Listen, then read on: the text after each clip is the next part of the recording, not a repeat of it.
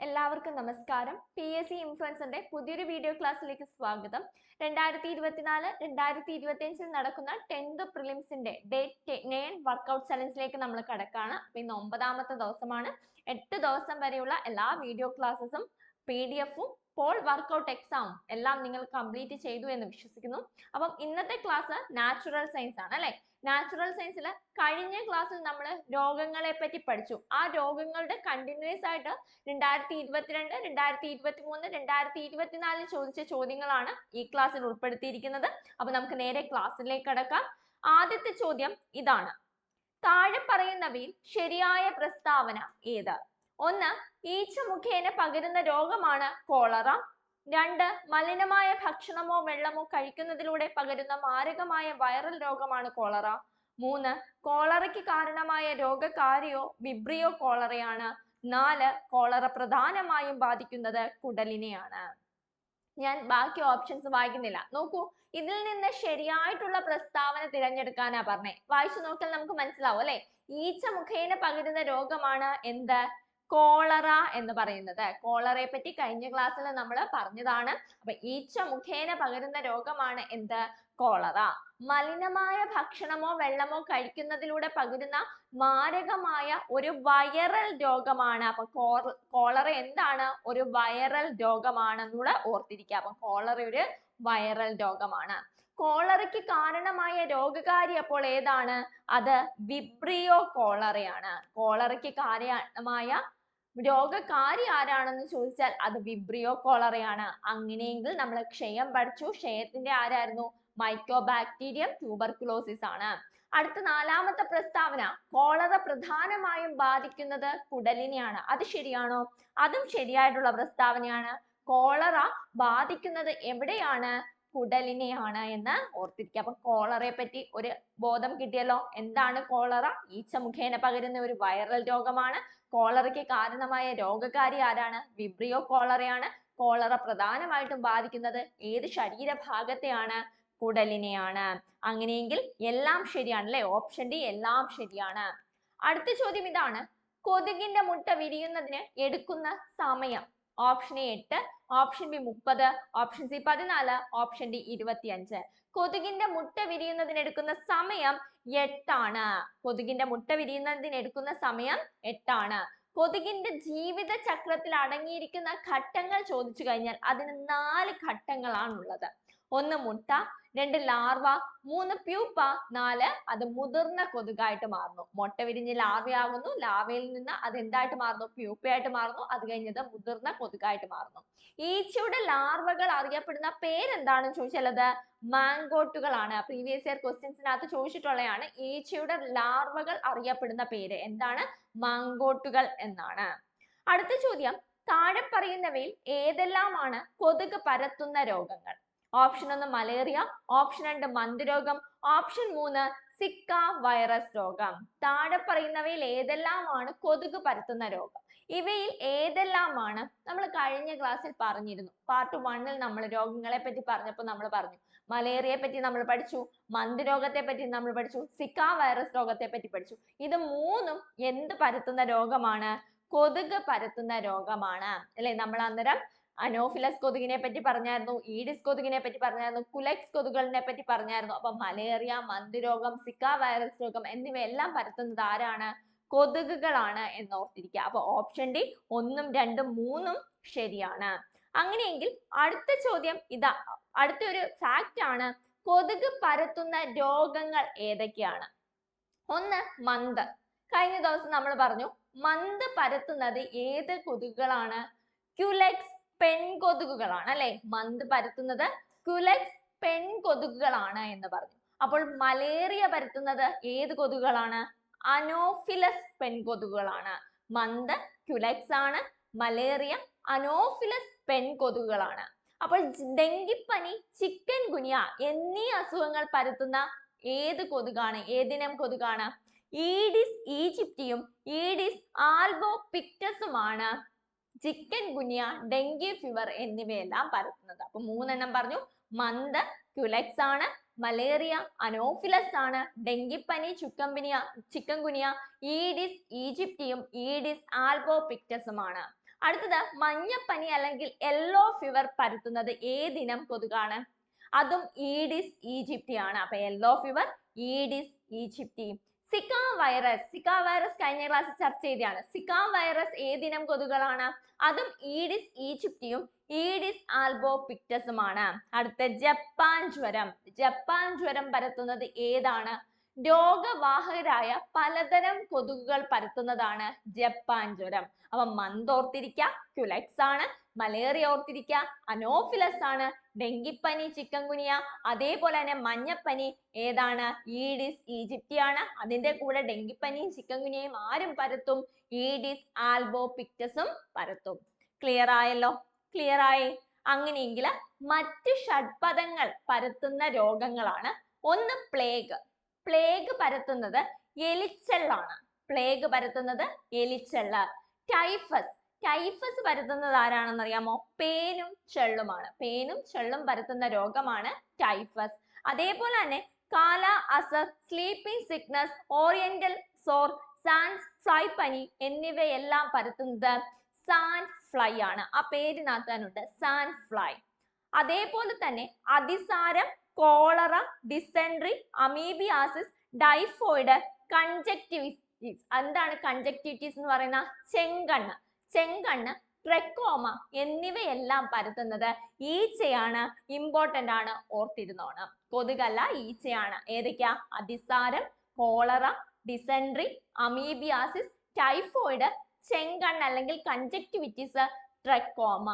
ഇത്രയും രോഗങ്ങൾ പരത്തുന്നത് ഈച്ചയാണ്. Month, malaria എന്നിവ പരത്തുന്നത് കൊതുകാണ്. ഇനി Lyme disease, tick typhus, viral encephalitis, haemorrhagic പനി, കാനൂർ ഫോറസ്റ്റ് ഡിസീസ് എന്നിവയെല്ലാം പരത്തുന്നത് ടിക്കുകൾ ആണ് എന്നോർത്തിരിക്കുക. ടിക്കുകളാണ്. സ്ക്രബ് ടൈഫസ് പരത്തുന്നത് ചിഗർ മൈറ്റ്സ് ആണ്. അപ്പൊ ഇത്രയും കാര്യങ്ങൾ ഒന്ന് ഓർത്തിരിക്കണേ. ഇതിനകത്ത് ഇമ്പോർട്ടന്റ് ആയിട്ട് cholera, dysentery, conjunctivitis, trachoma, amoebiasis, typhoid എന്നിവ പരത്തുന്നത് ഈച്ചയാണെന്ന് ഓർത്തിരിക്കുക. പ്ലേഗ് പരത്തുന്നത് എലിച്ചെള്ളാണെന്ന് ഓർത്തിരിക്കുക. ടൈഫസ് പരത്തുന്നത് പേനും ചെള്ളുമാണെന്ന് ഓർത്തിരിക്കുക. മന്ത്, ക്യുലെക്സ് പെൺകൊതുകുകളാണ്. മലേറിയ, അനോഫിലസ് പെൺകൊതുകുകളാണ്. ഡെങ്കിപ്പനി, ചിക്കൻ ഗുനിയ ഈഡിസ് ഈജിപ്തിയും ഈഡിസ് ആൽബോപിക്ടസുമാണ്. മഞ്ഞപ്പനി ഈഡിസ് ഈജിപ്തി ആണ്. സിക്ക ഈഡിസ് ഈജിപ്തിയും ഈഡിസ് അല്ലെങ്കിൽ ആൽബോപിക്ടസുമാണ് എന്ന് ഓർത്തിരിക്കുക. ഇത്രയും കാര്യങ്ങൾ ഇമ്പോർട്ടന്റ് ആണ്, ഓർത്തിരിക്കണേ. അതിനകത്ത് മന്ത്, മലേറിയ, ഡെങ്കിപ്പനി, മഞ്ഞപ്പനി, സിക്ക ഒക്കെ ഇമ്പോർട്ടന്റ് ആണ്. അതേപോലെ തന്നെ ഡിസെൻട്രി, അമീബിയാസിസ്, കോളറ എന്നിവയെല്ലാം മിക്കവാറും ചോദിച്ചിട്ടുള്ള ചോദ്യങ്ങളാണ്. റിപ്പീറ്റഡ് ആയിട്ട് വരുന്ന ചോദ്യമാണ് കേട്ടോ. അടുത്ത ചോദ്യം, ഏറ്റവും മാരകമായ മലമ്പനിക്ക് കാരണമായേക്കാൻ സാധ്യതയുള്ള ഏകകോശ ജീവിയാണ്. ഏറ്റവും മാരകമായ മലമ്പനിയാണ് ചോദിച്ചിരിക്കുന്നത്. അതിന് കാരണമായേക്കാൻ സാധ്യതയുള്ള ഏകകോശ ജീവി. Option A Plasmodium ovale, option B Plasmodium falciparum, option C Plasmodium malariae, option D Plasmodium vivax. അപ്പം ഇതെല്ലാം എന്താണ്? മലമ്പനി പരത്തുന്നതാണ് അല്ലെ? മലമ്പനിക്ക് കാരണമായേക്കാവുന്ന ജീവികളാണ്. എന്നാൽ മാരകമായ മലമ്പനിക്ക് കാരണമായേക്കാൻ സാധ്യതയുള്ള ഒരു ഏകകോശ ജീവി ഏതാണെന്ന് ചോദിച്ചാൽ അത് ഓപ്ഷൻ ബി ആണ്. പ്ലാസ്മോഡിയം ഫാൽസിപ്പാരമാണ് ഏറ്റവും മാരകമായ മലമ്പനിക്ക് കാരണമായേക്കാൻ സാധ്യതയുള്ള ഏകകോശ ജീവി. 2023 ചോദിച്ചിട്ടുള്ള ഒരു ചോദ്യമാണ് കേട്ടോ. ഒരു കോമ്പറ്റേറ്റീവ് എക്സാമിൽ ചോദിച്ച ചോദ്യമാണ്. അപ്പം പ്ലാസ്മോഡിയം ഫാൽസിപ്പാരം. മലേറിയ അല്ലെങ്കിൽ മലമ്പനി എന്ന വാക്കിന്റെ അർത്ഥം എന്താണ്? ദുഷിതമായ വായു എന്നാണ്. മലേറിയ പരത്തുന്നത് ഏത് ജീവിയാണ്? കൊതുകുകളാണ്. ഏത് കൊതുകാണ്? അനോഫിലസ് പെൺകൊതുകുകളാണ്. അത് നമുക്കറിയാം. അങ്ങനെയെങ്കിൽ മലേറിയ എന്ന വാക്കിന് അർത്ഥം എന്താണ്? ദുഷിതമായ വായു എന്നാണ്. മലമ്പനി രോഗത്തിന് കാരണമായ രോഗാണു ഉൾപ്പെടുന്ന വിഭാഗം ഏതാണെന്ന് ചോദിച്ചാൽ അത് പ്രോട്ടോസോവയാണെന്ന് ഓർത്തിരിക്കുക. കൊതുകാണ് ഇത് പരത്തുന്നത്, എന്നാൽ രോഗാണു ഏത് വിഭാഗത്തിലാണ് ഉൾപ്പെടുന്നത്? പ്രോട്ടോസോവ വിഭാഗത്തിലാണ് ഉൾപ്പെടുന്നത്. ഇനി മലമ്പനിയുടെ ആതിഥേയ ജീവി ഏതാണ്? മനുഷ്യനാണ് അല്ലെ? മനുഷ്യനിലാണ് ഇത് കണ്ടുവരുന്നത്. അപ്പൊ മലമ്പനിയുടെ ആതിഥേയ ജീവി ഏതാണ്? മനുഷ്യനാണ്. മലമ്പനിക്ക് കാരണമായ വിവിധ പ്ലാസ്മോഡിയങ്ങൾ ഏതൊക്കെയാണ്? നമ്മൾ ഓപ്ഷൻസിനകത്ത് പറഞ്ഞത് തന്നെയാണ്. Plasmodium vivax, Plasmodium malaria, Plasmodium ഫാൽസിപാരം. ഇത്രയും മലമ്പനിക്ക് കാരണമായ വിവിധ പ്ലാസ്മോഡിയങ്ങളാണെന്ന് ഓർത്തിരിക്കുക. മനുഷ്യ ശരീരത്തിൽ പ്രവേശിക്കുന്ന പ്ലാസ്മോഡിയത്തിന്റെ അണുബാധ ഘട്ടം അറിയപ്പെടുന്നത് സ്പോറോസോയിറ്റ് എന്നാണ്. സ്പോറോസോയിറ്റ്, സ്പോറോ മൊത്തം സ്പോറായി അങ്ങനെ അങ്ങ് ഓർത്താൽ മതി. അപ്പൊ മനുഷ്യ ശരീരത്തിൽ പ്രവേശിക്കുന്ന പ്ലാസ്മോഡിയത്തിന്റെ അണുബാധ ഘട്ടം ഏതാണ്? സ്പോറോസോയിറ്റ് ആണ്. അങ്ങനെയെങ്കിൽ മലേറിയ പരത്തുന്ന കൊതുക് ഏതാണ്? അനോഫിലസ് പെൺകൊതുകുകളാണ്, നമ്മൾ നേരത്തെ പറഞ്ഞു.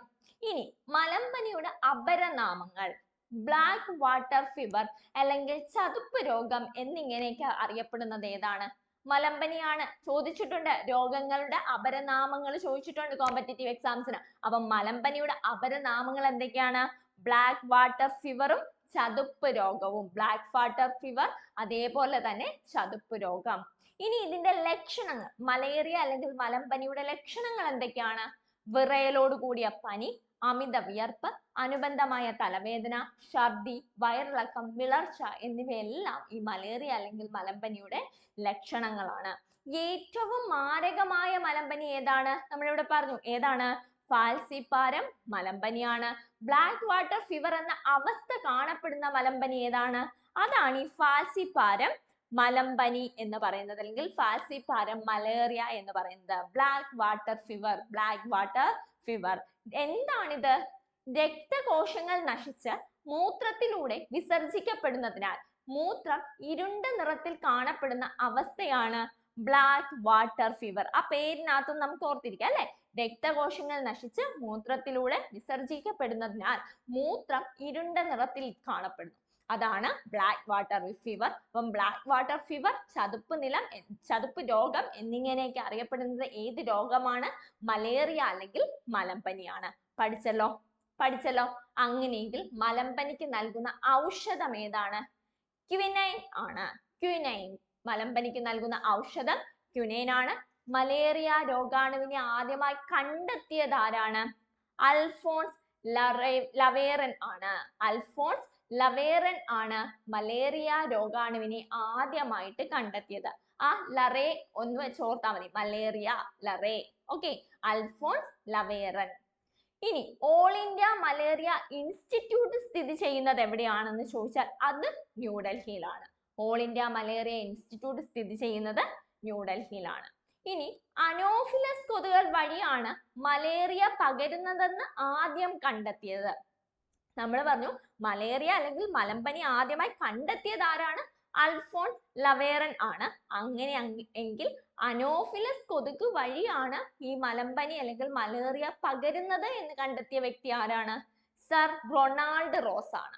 Sir Ronald Ross. മലമ്പനിയുടെ രോഗാണുവായ പ്ലാസ്മോഡിയത്തിന്റെ ജീവിത ചക്രം കണ്ടെത്തിയത് ഈ റൊണാൾഡ് റോസ് ആണ്. അതിന് അദ്ദേഹത്തിന് 1902 വൈദ്യശാസ്ത്രത്തിനുള്ള നോബൽ സമ്മാനം ലഭിച്ചിട്ടുണ്ട്. ലോകത്തിലെ ആദ്യ മലമ്പനി പ്രതിരോധ വാക്സിൻ ചോദിച്ചു കഴിഞ്ഞാൽ അത് RTS ആണ്, അല്ലെങ്കിൽ മൊസ്ക്യൂറിയസ് ആണ്. മൊസ്ക്യൂറിയസ്, ലോകത്തിലെ ആദ്യ മലമ്പനി പ്രതിരോധ വാക്സിൻ ആണ് മൊസ്ക്യൂറിയസ്. ക്ലിയർ ആയോ ഇത്രയും കാര്യങ്ങൾ? അപ്പൊ മലമ്പനിയെ പറ്റി ഏകദേശ ധാരണ കിട്ടിയല്ലോ. മലമ്പനി ആദ്യമായി കണ്ടെത്തിയത് നമ്മൾ പറഞ്ഞു ആരായിരുന്നു? അൽഫോൺസ് ലവേറൻ ആണ്. അങ്ങനെയെങ്കിൽ ഇത് അനോഫിലസ് കൊതുക് വഴിയാണ് കണ്ടെത്തിയത് അല്ലെങ്കിൽ പകരുന്നതെന്ന് കണ്ടെത്തിയതും ഇതിന്റെ ജീവിതചക്രം കണ്ടെത്തിയതും റൊണാൾഡ് റോസ് ആണ്. അതിനാണ് അദ്ദേഹത്തിന് 1902 വൈദ്യശാസ്ത്രത്തിനുള്ള നോബൽ പുരസ്കാരം ലഭിച്ചത്. അതൊന്ന് ഓർത്തിരുന്നോണേ. ഇനി 2023 മാർച്ചിലാണ് കറണ്ട് അഫയേഴ്സിനകത്ത് വരുന്നത്. 2023 മാർച്ചില് WHO world health organisation malaria വിമുക്തമായി അംഗീകരിച്ച രാജ്യങ്ങൾ ഏതൊക്കെയാണെന്ന് ചോദിച്ചാൽ അസർബൈജാനും തജാക്കിസ്ഥാനുമാണ്. അസർബൈജാനും തജാക്കിസ്ഥാനുമാണ് 2023 മാർച്ചില് WHO മലേറിയ വിമുക്തമായി അംഗീകരിച്ച രാജ്യങ്ങൾ. 2022 ജനുവരിയില് മലേറിയ എലിമിനേഷൻ പ്രോഗ്രാമിന്റെ ഭാഗമായിട്ട് എറണാകുളം ജില്ലയിൽ ആദ്യ മലേറിയ വിമുക്ത പ്രദേശമായി പ്രഖ്യാപിക്കപ്പെട്ടത് ഏത് പ്രദേശമാണ്? ആലുവ പ്രദേശമാണ്. ഇപ്പൊ രണ്ട് കറണ്ട് അഫയേഴ്സ് പറഞ്ഞു. 2023 മാർച്ചില് WHO മലേറിയ വിമുക്തമായി അംഗീകരിച്ച രാജ്യങ്ങള് അസർബൈജാനും തജാക്കിസ്ഥാനുമാണ്. 2022 ജനുവരി മലേറിയ എലിമിനേഷൻ പ്രോഗ്രാമിന്റെ ഭാഗമായിട്ട് എറണാകുളം ജില്ലയില് ആദ്യ മലേറിയ വിമുക്ത പ്രദേശമായി പ്രഖ്യാപിക്കപ്പെട്ടത് ആലുവ പ്രദേശമാണ്. ഇത് രണ്ടും ഒന്ന് ഓർത്തിരുന്നോണം. ഓക്കെ ആണേ. അങ്ങനെയെങ്കിൽ ലോക മലമ്പനി ദിനം എന്നാണ് ഏപ്രിൽ 25. ഏപ്രിൽ 25 ആണ് ലോക മലമ്പനി ദിനം. അപ്പൊ ലോക കൊതുക് ദിനം ഓഗസ്റ്റ് 20 ആണ്. ഓഗസ്റ്റ് 20 കൊതുക് ദിനം, ഏപ്രിൽ 25 മലമ്പനി ദിനം. അപ്പോൾ ദേശീയ മന്ദരോഗ ദിനം എന്നാണ്. ദേശീയ മന്ദരോഗ ദിനം നവംബർ 11 ആണ്. അപ്പൊ 3 കാര്യങ്ങളാ പറഞ്ഞേ. ലോക മലമ്പനി ദിനം ഏപ്രിൽ 25, ലോക കൊതുക് ദിനം ഓഗസ്റ്റ് 20, ദേശീയ മന്ദരോഗ ദിനം നവംബർ 11. ഓക്കെ, അങ്ങനെയെങ്കിൽ നമുക്ക് അടുത്ത ചോദ്യത്തിലേക്ക് പോകാം. അടുത്ത ചോദ്യം ഇതാണ്: ചിക്കൻ ഗുനിയ രോഗത്തിന് കാരണമാകുന്ന രോഗാണു. Option 1 alphavirus, 2 flavivirus, 3 rhinovirus, option D ഡെൻ1 വൈറസ്. ഇതിൽ ഏതാണ് ചിക്കൻ ഗുനിയ രോഗത്തിന് കാരണമാകുന്ന രോഗാണു? വൈറസ് ആണ്. ഏത് വൈറസ് ആണ്? ഓപ്ഷൻ എ ആൽഫ വൈറസ് ആണ് കേട്ടോ. ഓപ്ഷൻ എ ആൽഫ വൈറസ് ആണ് ചിക്കൻ ഗുനിയ രോഗത്തിന് കാരണമാകുന്ന രോഗാണു. മറന്നു പോകരുത്, ചിക്കൻ ഗുനിയ രോഗത്തിന് കാരണമാകുന്ന രോഗാണു ഏതാണ്? അത് ആൽഫ വൈറസ് ആണ്. ഈ ചിക്കൻ ഗുനിയ ആദ്യം റിപ്പോർട്ട് ചെയ്ത ജില്ല നമ്മൾ ആദ്യത്തെ പാർട്ടിൽ നമ്മൾ പറഞ്ഞായിരുന്നു. Chikungunya, corona virus, Zika virus, Nipah virus എന്നിവയ്ക്ക് ആദ്യം ചെയ്ത കേരളത്തിലെ ജില്ല ഏതാണ്, ഇന്ത്യയിൽ എവിടെയാണ്, ലോകത്തിൽ എവിടെയാണെന്ന് കഴിഞ്ഞ ക്ലാസ്സിൽ നമ്മൾ പഠിച്ചു. അതിന്റെ കൂടെ നമ്മൾ പറഞ്ഞതാണ് ചിക്കൻ ഗുനിയ ആദ്യം റിപ്പോർട്ട് ചെയ്ത രാജ്യം പറഞ്ഞു. ഏതായിരുന്നു? ആഫ്രിക്ക. ആഫ്രിക്കയിലെ ടാൻസാനിയയിലാണ് ചിക്കൻ ഗുനിയ ആദ്യമായിട്ട് റിപ്പോർട്ട് ചെയ്തത്. അങ്ങനെയെങ്കിൽ കേരളത്തിൽ എവിടെയാണ് ചിക്കൻ ഗുനിയ ആദ്യമായിട്ട് റിപ്പോർട്ട് ചെയ്തത്? കോഴിക്കോട് ഒളവണ്ണയിലാണ്. ഏത് വർഷമാണ്? 2006 ഓർത്തിരിക്കുക. അപ്പം കേരളത്തില് കോഴിക്കോട് ഒളവണ്ണയില് 2006 ചിക്കൻ ഗുനിയ ആദ്യമായിട്ട് റിപ്പോർട്ട് ചെയ്തത്. ഇനി ഈ ചിക്കൻ ഗുനിയ എന്ന വാക്കിന് അർത്ഥം എന്താണെന്ന് അറിയാമോ? വളഞ്ഞു നിൽക്കുക. വളഞ്ഞു നിൽക്കുക എന്നതാണ് ചിക്കൻ ഗുനിയ എന്ന വാക്കിനർത്ഥം. ഈഡിസ് ഈജിപ്തി, ഈഡിസ് ആൽബോപിക്ടസ് എന്നീ കൊതുകുകളാണ് ചിക്കൻ ഗുനിയ, ഡെങ്കിപ്പനി എന്നിവ പരത്തുന്നത്. അത് നമ്മൾ മുമ്പ് പറഞ്ഞതാണ്. ഇനി ചിക്കൻ ഗുനിയയുടെ ഇൻക്യുബേഷൻ പീരീഡ് എത്രയാണെന്ന് ചോദിച്ചാൽ 1 മുതൽ 12 ദിവസം വരെയാണ്. ചിക്കൻ ഗുനിയയുടെ ഇൻക്യുബേഷൻ പീരീഡ് 1 മുതൽ 12 ദിവസമാണ്. ഇതിനകത്ത് ഇത് ആദ്യം റിപ്പോർട്ട് ചെയ്ത ജില്ല ഓർക്കുക. ഇത് പരത്തുന്നത് ഈഡിസ് ഈജിപ്തിയും ഈഡിസ് ആൽബോപിക്ടസ് എന്ന് പറയുന്ന കൊതുകുകളാണ് എന്നൂടെ ഓർത്തിരിക്കാം. ക്ലിയർ ആയി? ചിക്കൻ ഗുനിയ ക്ലിയർ ആയി, മലമ്പനി ക്ലിയർ ആയി. ഓക്കെ, അങ്ങനെയെങ്കിൽ അടുത്ത ചോദ്യം ഇതാണ്: താഴെ പറയുന്നവയിൽ തെറ്റായ പ്രസ്താവന ഏത്? തെറ്റായ പ്രസ്താവനയാണ് ചോദിച്ചിരിക്കുന്നത്. ഓപ്ഷൻ എ ഡെങ്കിപ്പനി പരത്തുന്നത് കൊതുകാണ്. ബി ഡെങ്കിപ്പനിക്ക് കാരണമായ വൈറസ് ഫ്ലാവി വൈറസ് ആണ്. ഓപ്ഷൻ സി കടുത്ത സന്ധിവേദനയും പേശിവേദനയും അനുഭവപ്പെടുന്നതിനാൽ ഡെങ്കിപ്പനി അറിയപ്പെടുന്ന മറ്റൊരു പേരാണ് break bone fever. Option D ഡെങ്കിപ്പനി രോഗനിർണയ ടെസ്റ്റ് ആണ് വൈഡൽ ടെസ്റ്റ്. നിങ്ങൾക്ക് കാണുമ്പോഴേ അറിയാം അല്ലെ, ഡെങ്കിപ്പനി പരത്തുന്നത് കൊതുകാണെന്ന് നമ്മൾ പറഞ്ഞു. ഈഡിസ് ഈജിപ്റ്റും അതേപോലെ തന്നെ ഈഡിസ് ആൽബോപിക്ടസുമാണ് എന്ത് ഡെങ്കിപ്പനി ചിക്കൻ ഗുനിയ പരത്തുന്നത്. അപ്പൊ ഒന്നാമത്തെ പ്രസ്താവന ശരിയാണ്. 2 ഡെങ്കിപ്പനിക്ക് കാരണമായ വൈറസ് ഫ്ലാവി വൈറസ് ആണ്. അത് ശരിയാണോ? അതും ശരിയായിട്ടുള്ളതാണ്. ചിക്കൻ ഗുനിയ ആൽഫ വൈറസ് ആണ് എങ്കിൽ ഡെങ്കിപ്പനി ഏതാണ്? ഫ്ലാവി വൈറസ് ആണ്. ക്ലിയർ ആയി? അങ്ങനെയെങ്കിൽ അടുത്ത ഓപ്ഷൻ നോക്കൂ. കടുത്ത സന്ധിവേദനയും പേശിവേദനയും അനുഭവപ്പെടുന്നതിനാൽ ഡെങ്കിപ്പനി അറിയപ്പെടുന്ന മറ്റൊരു പേരാണ് എന്ത്? Break bone fever. Break bone fever. മറ്റേ നമ്മൾ പറഞ്ഞായിരുന്നു ഇത് ബ്രേക്ക് ബോണ്ട് ഫീവർ ആണ്. മലമ്പനിയുടെ നമ്മൾ പറഞ്ഞു ഇത് ഡെങ്കിപ്പനിയാണ്. ഡെങ്കിപ്പനിയുടെ മറ്റൊരു പേരെന്താണ്? ബ്രേക്ക് ബോണ്ട് ഫീവർ എന്നാണ്. Break bone fever. ഡെങ്കിപ്പനി രോഗനിർണയ ടെസ്റ്റ് ആണ് വൈഡൽ ടെസ്റ്റ്. അത് ശരിയാണോ? അല്ലല്ലേ, അത് തെറ്റായിട്ടുള്ള പ്രസ്താവനയാണ്. ഡെങ്കിപ്പനിയുടെ രോഗനിർണയ ടെസ്റ്റ് അല്ല വൈഡൽ ടെസ്റ്റ്. അപ്പം ഡെങ്കിപ്പനിയുടെ രോഗനിർണയ ടെസ്റ്റ് ഏതാണ്? ടൂർണിക്കറ്റ് ടെസ്റ്റ് ആണ്. Tourniquet test. അപ്പൊ ഡെങ്കിപ്പനി രോഗനിർണയ ടെസ്റ്റ് ചോദിച്ചാൽ അത് ടൂർണിക്കറ്റ് ടെസ്റ്റ് ആണെന്ന് ഓർത്തിരിക്കാം. ദേശീയ ഡെങ്കി ദിനമായി ആചരിക്കുന്നത് മെയ് 16 അപ്പൊ നമ്മൾ കൊതുക് ദിനം പറഞ്ഞു, മലമ്പനി ദിനം പറഞ്ഞു. അപ്പം ദേശീയ ഡെങ്കി ദിനമായി ആചരിക്കുന്നത് ഏതാണ്? മെയ് 16 ദേശീയ കൊതുക് ദിനം എന്നാണ്, ലോക കൊതുക് ദിനം എന്നാണ് ഓഗസ്റ്റ് 20 പറഞ്ഞു. ദേശീയ ഡെങ്കി ദിനം എന്നാണ്? May 16 May 16. മറന്നു പോവല്ലേ? അങ്ങനെയെങ്കിൽ അടുത്ത ചോദ്യം, സ്പോട്ടഡ് ഫീവർ എന്ന രോഗത്തിന് കാരണമായ രോഗാണു ഏത് വിഭാഗത്തിൽ പെടുന്നു? സ്പോട്ടഡ് ഫീവർ എന്ന രോഗത്തിന് കാരണമായ രോഗാണു ഏത് വിഭാഗത്തിലാണ് പെടുന്നത്? ഓപ്ഷൻസ് വായിക്കുന്നില്ല. ഏതാണ്? ഓപ്ഷൻ എ ആണ്, റിക്കറ്റ്സിയ വിഭാഗത്തിലാണ് കേട്ടോ. അത് ഓർത്തിരുന്നോണം. നേരത്തെ കോമ്പറ്റേറ്റീവ് എക്സാം ചോദിച്ച ഒരു ചോദ്യമാണ്. സ്പോട്ടഡ് ഫീവർ എന്ന രോഗത്തിന് കാരണമായ രോഗാണു ഏത് വിഭാഗത്തിലാണ് പെടുന്നത്? റിക്കറ്റ്സിയ വിഭാഗത്തിലാണ് പെടുന്നത്. ഓക്കെ, അങ്ങനെയെങ്കിൽ അടുത്ത ചോദ്യം, താഴെ പറയുന്നവയിൽ മനുഷ്യ ശരീരത്തിലെ ബാഹ്യപരാതം ഏത്? നിങ്ങൾക്ക് ആ ഓപ്ഷൻ കാണുമ്പോൾ തന്നെ അറിയാം. ബാക്ടീരിയ ശരീരത്തിനുള്ളില, വൈറസ് ശരീരത്തിനുള്ളില, വിര ശരീരത്തിനുള്ളില. പക്ഷെ പേൻ ശരീരത്തിനുള്ളിലാണോ? അല്ല. അപ്പൊ മനുഷ്യ ശരീരത്തിലെ ബാഹ്യപരാതം ഏതാണ്? അത് ഓപ്ഷൻ ബി, പേൻ ആണ്. എന്താണ് പരാതങ്ങൾ എന്ന് ചോദിച്ചാൽ ആഹാരത്തിനായിട്ട് മറ്റു ജീവികളെ ആശ്രയിച്ച് ജീവിക്കുന്ന ജീവികളെയാണ് പരാതങ്ങൾ എന്ന് പറയുന്നത്. ആഹാരത്തിനായി മറ്റു ജീവികളെ ആശ്രയിച്ച് ജീവിക്കുന്ന ജീവികൾ അറിയപ്പെടുന്ന പേരെന്താണ്? പരാതങ്ങൾ എന്നാണ്. ബാഹ്യപരാതത്തിന് ഉദാഹരണം ഏതാണെന്ന് ചോദിച്ചാൽ പേന്, ചെള്ള്, മുട്ട, ടിക്ക് എന്നിവയാണ്. ബാഹ്യപരാതത്തിന് ഉദാഹരണം പേൻ, ചെള്ള്, മുട്ട, ടിക്ക് എന്നിവ. ഇനി ആന്തരിക പരാതമാണെങ്കിലോ നമുക്കറിയാം, നാടവിര, ലിവർ ഫ്ലൂക്സ്, ഹുക്ക് വേം, റൗണ്ട് വേം എന്നിവയെല്ലാം ആന്തരിക പരാതങ്ങളാണ്. മനുഷ്യ ശരീരത്തിനുള്ളിൽ ഉള്ള പരാതങ്ങളാണ്. ഇത് മനുഷ്യ ശരീരത്തിലെ അല്ലെങ്കിൽ മനുഷ്യനെ ആശ്രയിച്ച് ജീവിക്കുന്ന ജീവികളാണ് പരാതങ്ങൾ എന്ന് പറയുന്നത്. ബാഹ്യപരാതമുണ്ട്, ആന്തരിക പരാതമുണ്ട്. ഉദാഹരണം ഒന്ന് ഓർത്തിരിക്കാം. ക്ലിയർ ആയി? അങ്ങനെയെങ്കിൽ നമുക്ക് അടുത്ത ചോദ്യത്തിലേക്ക് പോകാം. അടുത്ത ചോദ്യം ഇതാണ്, ഇവയിൽ കൈകളുടെ ശുചിത്വക്കുറവ് കാരണം ഉണ്ടാകുന്ന രോഗം ഏതാണ്? ഓപ്ഷൻ എ പ്രമേഹം, ബി ഡെങ്കിപ്പനി, C typhoid, option D കുരങ്ങുപനി.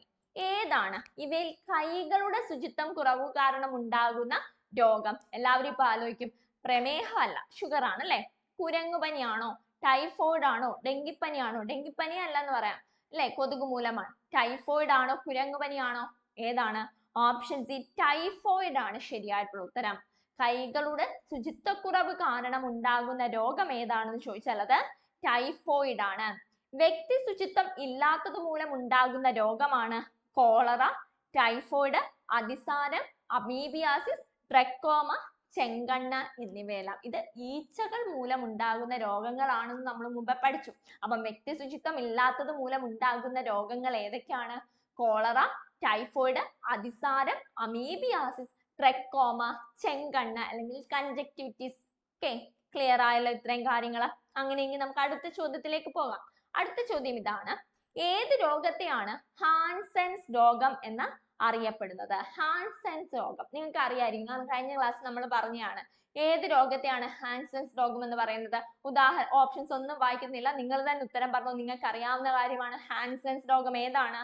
Option A കുഷ്ഠമാണ് അല്ലെ. ഹാൻസെൻസ് രോഗം എന്നറിയപ്പെടുന്നത് ഏതാണ്? കുഷ്ഠമാണ്. അങ്ങനെയെങ്കിൽ രോഗവും അതിന്റെ വിശേഷണവും പഠിച്ചിരിക്കുക. 2022-ലും 2023-ലും 2024-ലും കോമ്പറ്റേറ്റീവ് എക്സാംസിന് ചോദിച്ചിട്ടുള്ള ചോദ്യമാണ്. ചതുപ്പ് രോഗം എന്നറിയപ്പെടുന്നതും ബ്ലാക്ക് വാട്ടർ ഫീവർ എന്നറിയപ്പെടുന്നതും നമ്മളിപ്പോൾ പഠിച്ചു. ഏതാണ്? മലമ്പനിയാണ്. ചതുപ്പ് രോഗം, ബ്ലാക്ക് വാട്ടർ ഫീവർ ഏതാണ്? മലമ്പനി അല്ലെങ്കിൽ മലേറിയ ആണ്. നാവികരുടെ പ്ലേഗ് എന്നറിയപ്പെടുന്നത് ഏതാണ്? സ്കർവി ആണ്. നാവികരുടെ പ്ലേഗ് എന്നറിയപ്പെടുന്ന രോഗം സ്കർവി. അടുത്തത് ലോക്ക് ജോ ഡിസീസ് എന്നറിയപ്പെടുന്നത്. ലോക്ക് ജോ ഡിസീസ് ഏതാണ്? ലോക്ക് ജോ ഡിസീസ് ടെറ്റനസ് ആണ്. ടെറ്റനസ്. ലോക്ക് ജോ ഡിസീസ് എന്ന് പറയുന്നത് ടെറ്റനസ് ആണ്. ബ്രേക്ക് ബോൺ ഫീവർ നമ്മൾ പഠിച്ചു. ബ്രേക്ക് ബോൺ ഫീവർ എന്താണ്? ഡെങ്കിപ്പനി. ആ പേരിന്റെ അർത്ഥം എന്താണെന്ന് നമ്മൾ പറഞ്ഞു. അപ്പം ബ്രേക്ക് ബോൺ ഡിസീസ് ഫീവർ എന്നറിയപ്പെടുന്നത് ഏതാണ്?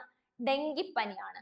കറുത്ത മരണം അല്ലെ, ഒരു കാലത്ത് നമ്മൾ അതിജീവിച്ച ഒരു പാൻഡമിക് ഡിസീസ് ആണ് പ്ലേഗ്. അപ്പം കറുത്ത മരണം എന്നറിയപ്പെടുന്നത് ഏതാണ്? പ്ലേഗ് ആണ്. കറുത്ത മരണം എന്നറിയപ്പെടുന്നത് പ്ലേഗ്. അപ്പം വെളുത്ത പ്ലേഗ് എന്നറിയപ്പെടുന്നത് ഏതാണ്? ക്ഷയമാണ്. കറുത്ത മരണം എന്നറിയപ്പെടുന്നത് പ്ലേഗ്, വെളുത്ത പ്ലേഗ് എന്നറിയപ്പെടുന്നത് ക്ഷയം. ഇനി കോക്ക് രോഗം എന്നറിയപ്പെടുന്നതും എന്താണ്? ക്ഷയരോഗമാണ് കേട്ടോ. കോക്ക് രോഗം എന്നറിയപ്പെടുന്നതും ക്ഷയരോഗമാണെന്ന് ഓർത്തിരിക്കുക. ഹാൻസൻസ് രോഗം നമ്മളിപ്പോ പറഞ്ഞു ഏതാണ്? കുഷ്ഠമാണ്. അങ്ങനെയെങ്കിൽ കില്ലർ ന്യൂമോണിയ എന്നറിയപ്പെടുന്നത് ഏതാണ്? സാർസ് ആണ്. കില്ലർ ന്യൂമോണിയ എന്ന് പറയുന്നത് സാർസ് ആണ്. വീൽസ് ഡിസീസ് എന്നറിയപ്പെടുന്നത് എലിപ്പനിയാണ്. വീൽസ് ഡിസീസ് എന്നറിയപ്പെടുന്നത് എലിപ്പനി. 7-day ഫീവർ എന്നറിയപ്പെടുന്നതും എലിപ്പനിയാണ്.